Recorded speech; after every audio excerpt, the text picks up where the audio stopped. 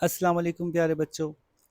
आज हम मैथ्स का एक बड़ा इंटरेस्टिंग टॉपिक देखने जा रहे हैं जिसका नाम है सीक्वेंस।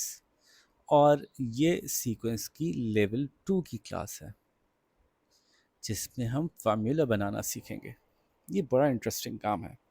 आपने लेवल 1 में सीक्वेंसेस को अंदाजे से मालूम करना सीखा था। ये ये देखिए, एक अंदाजे से मालूम किया था कि सीक्वेंसेस के डिफरेंसेस क्या हैं, और उन डिफरेंसेस को ऐसे टैप करते हुए आप आगे चलते गए और आपने मालूम कर लिया कि फिफ्थ सी नंबर क्या होगा इस सीक्वेंस में और सिक्स्थ नंबर क्या होगा, और आपने ये भी मालूम कर लिया कि सम क्या होगा इन सीक्वेंसेस का। ठीक है, अब हम ये जानना चाहते हैं कि क्या हम, अगर कोई हमसे कहे कि 102वीं यानी 102nd टर्म मालूम करो, तो हालांकि हमें मालूम है कि डिफरेंस 4 है, या ये तो बड़ी क्लियर है ना कि 4 का टेबल चल रहा है। इसमें देख लीजिए, ये कोई टेबल बज़ाहिर नहीं चल रहा। तो अब हमें अगर 102nd टर्म मालूम करनी है तो वो हम फलांगते जाएंगे फलांगते जाएंगे, कितना फलांगेंगे हम? तो क्या कोई शॉर्टकट हो सकता है ऐसा कि हमें कोई आगे वाली टर्म मालूम करना आसान हो जाए? तो जी बिल्कुल, सीक्वेंसेस में मुख्तलिफ़ तरह की सीक्वेंस में मुख्तलिफ़ तरह के फार्मूले यूज़ किए जा सकते हैं। और हम आपको अभी जो सीक्वेंस इंट्रोड्यूस करवाएंगे वो सबसे आसान सीक्वेंस है। अरिथमेटिक प्रोग्रेशन कहते हैं उसको, अरिथमेटिक सीक्वेंस कहते हैं उसको, जिसमें एक जैसे नंबर से ही बात आगे बढ़ती है। जैसे मैंने बताया था आपको कि ऐसा हो सकता है कि सीक्वेंस में एक ही नंबर से आगे ना जा रही हो, लेकिन हम इसको कवर नहीं करेंगे फ़िलहाल। हम इन्हीं सीक्वेंसेस को कवर करेंगे जिसमें एक जैसे नंबर से बात आगे जा रही है। यही लेवल 2 का की लिमिट है। तो ज़रा देखते हैं। देखिए, जब हमें मालूम हो गया कि 3, 8, 13, 18 सब में +5 हो रहा है, जब हमें मालूम हो गया कि 5, 10, 15, 20 सब में +5 हो रहा है, ये अलग अलग सीक्वेंसेस ली मैंने। तो इसमें सबसे पहले तो कुछ नाम सीख लेते हैं। हम ये कहते हैं कि वो टर्म जो हमको मालूम करनी है लेकिन हमें पता नहीं है अभी, सेवेंथ या एट्थ या नाइन्थ टर्म मालूम करनी है, उसको हम कहते हैं nth टर्म। ठीक है, यानी अगर मैं कहूँ सेवेंथ टर्म मालूम करें तो आप कहेंगे सेवेंथ टर्म, n की जगह 7 लगा देंगे। और उसको मालूम करने का फॉर्मूला कैसे बनाएंगे? तो बड़ा ही आसान है। सबसे पहले तो आप वैसे ही जैसे डिफरेंस कैलकुलेट किया था, डिफरेंस कैलकुलेट कर देंगे। जैसे कि इस केस में हम कहते हैं, ये वाली सीक्वेंस जो है इसमें हम कहते हैं द डिफरेंस इज 5।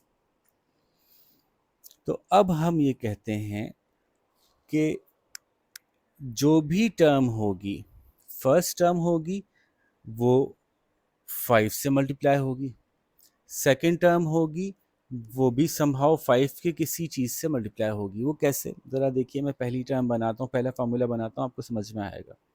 कि मैं कहता हूँ कि अगर आपको इसकी 10th टर्म मालूम करनी है, और 10th मैंने इसलिए कहा कि हमें मालूम ही है वो टर्म, क्योंकि 5 का टेबल चल रहा है, 5, 10, 15, 20, तो हमें पता है कि 10th टर्म जो है वो 50 होगी, तो हम अपने आंसर को चेक कर सकेंगे, इसलिए हमने 10th टर्म रखी फ़िलहाल। तो मैंने आपसे कहा कि इस सीक्वेंस का फार्मूला ये है कि n यानी टर्म नंबर मल्टीप्लाइड बाय 5। इसको हम एल्जेब्रिकली 5n लिखते हैं। अब 5n लिखा है, इसका मतलब है 5 मल्टीप्लाई बाय n। तो अब n की जगह क्या आएगा? n की जगह ये आएगा जो टर्म आपको मालूम करनी है। तो हम कहेंगे formula for nth term is equals to 5n। अब देखिए ज़रा, इसमें n की जगह 10 डाल के देखते हैं, यानी 10th term is equals to 5 into, n की जगह 10 डाला था तो यहाँ 10 डालते हैं, 5 टेंस क्या आया 50, तो हमारा जवाब सही आ गया। अब हमें ये आसानी हो गई कि अगर कोई हमसे पूछे कि इस सीक्वेंस की 200वीं टर्म बनाएं, 200th टर्म बनाएं, तो हम कहेंगे, यही डिफरेंस तुमने मालूम कर लिया पहले, डिफरेंस इज 5, तो हम कहेंगे कि nth term is 5n, so the 200th term is equals to 5n, और n की जगह 200 लिख देंगे, और 200 into 5 is equals to 1000. We know the 200th term is equals to 1000. तो ये तो बड़ा आसान हो गया। चलें इसके कुछ हम और एग्जांपल्स करते हैं ताकि हमारा बिल्कुल क्लियर हो जाए कॉन्सेप्ट, फिर थोड़ा सा मुश्किल सवालों पे आएंगे। जैसे कि मैं एक सीक्वेंस देता हूँ आपको, 4, 8, 12, 16, तो आपको नज़र आ रहा है कि डिफरेंस कितना है। अब मैं शॉर्टकट करूँगा क्योंकि सवाल को पूरा सीक्वेंस में सॉल्व नहीं करूँगा। आपको पता है कि डिफरेंस क्या है, डिफरेंस 4 है, d इज इक्वल्स टू 4, नज़र ही आ रहा है। वरना आप तो पूरा कैलकुलेट करेंगे ना, let's find the difference then check again, ये पूरा करेंगे आप सॉल्व करते वक्त। और उसके बाद हमने जब डिफरेंस मालूम कर लिया तो हम कहेंगे कि nth टर्म का फार्मूला है 4n, जो डिफरेंस होगा वो यहाँ लिख देंगे हम। तो अब हमसे अगर कोई मालूम करने के लिए कहे कि 40th टर्म बता दो, तो 40th term is equals to 4n, n की जगह 40 लगा दिया और आंसर आ गया 160। तो यूँ हमने बड़ी आराम से 40th टर्म बगैर कोई छलांगे मारे निकाल ली। ठीक है, ये तो हो गई आसान आसान बात। अब ज़रा थोड़ा सा इंटरेस्टिंग और थोड़ा सा ज़रा सा मुश्किल करते हैं। अगर मैं आपको एक सीक्वेंस दूं, सारे लोग सीक्वेंस टेबल्स की शक्ल में तो देंगे नहीं, अब मैं एक सीक्वेंस दे रहा हूँ 6, 11, 16, 21 एंड सो ऑन, ऐसे लिखी जाती है सीक्वेंस। आप गौर कीजिए कि let's find the difference,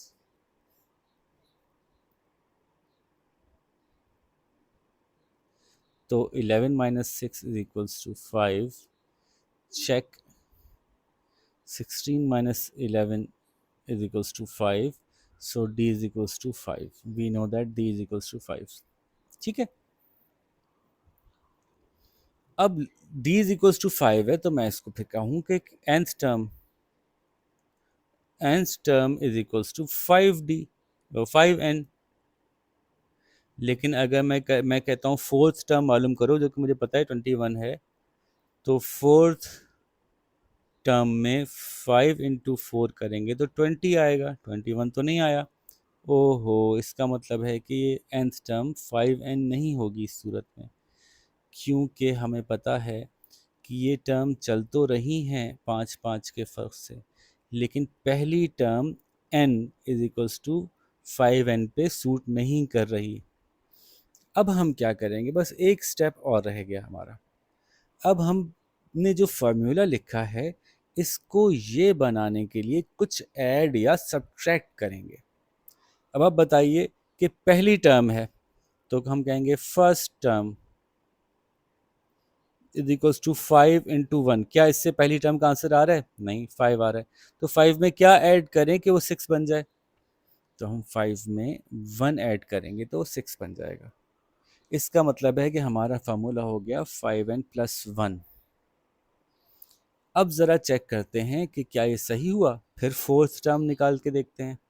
fourth term is equals to 5n, n की जगह 4 प्लस 1, 5 4 ज़ा 20, 20 प्लस 1 इज इक्वल्स टू 21। जी हाँ, बिल्कुल सही आ गया, फोर्थ टर्म 21 ही है। तो अब हम कोई भी टर्म मालूम कर सकते हैं इस सीक्वेंस की।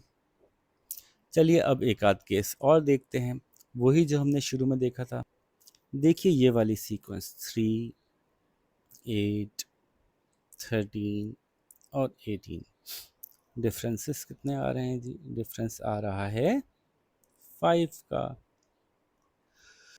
लेकिन आपको पता नज़र ही आ रहा होगा कि अगर मैं कहूँ कि nth term is equals to 5n, जो कि मुझे लिखना ही है हर सूरत में, शुरू तो यहीं से करूँगा कि जो डिफरेंस होगा n को से मल्टीप्लाई होगा, पहले तो मैं लिख दूंगा, लेकिन मेरी फर्स्ट टर्म ऐसी नहीं आ रही। फर्स्ट टर्म अगला अगला स्टेप मेरा है, बल्कि मैं पूरा सवाल प्रॉपर्ली सॉल्व करता हूँ ना, ताकि फिर आप कहेंगे कि स्टेप्स क्या फॉलो करने थे याद नहीं। तो पहले हम कहेंगे let's find the difference. So 8 minus 3 is equals to 5. Check 13 minus 8 is also equals to 5.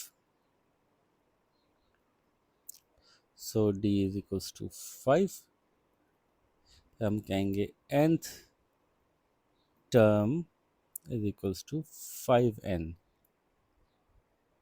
अब हमें पता है कि 5n में डालेंगे तो आंसर फर्स्ट टर्म का 5 अंदर 5 आ जाएगा, जो कि हमें नहीं चाहिए। फर्स्ट टर्म हमारी 5 नहीं है भाई, फर्स्ट टर्म हमारी 3 है। तो हम कहेंगे first term is equals to 5 into n, और हमें पता है 5 अंदर 5 होता है, तो 5 में से क्या माइनस करें या ऐड करें कि पहली टर्म हमारी आ जाएगी। तो 5 में से 2 माइनस करते हैं तो 3 आता है। तो हम यहाँ भी लिखेंगे, यहाँ भी लिखेंगे और यहाँ भी लिख देंगे, तो आंसर आ गया 3। अब हम चेक करते हैं अपनी फोर्थ टर्म को। Check fourth term is equals to 5n minus 2, which is equals to 5 into 4 minus 2, 5 4s are 20 minus 2 is equals to 18। जी सही आ गया।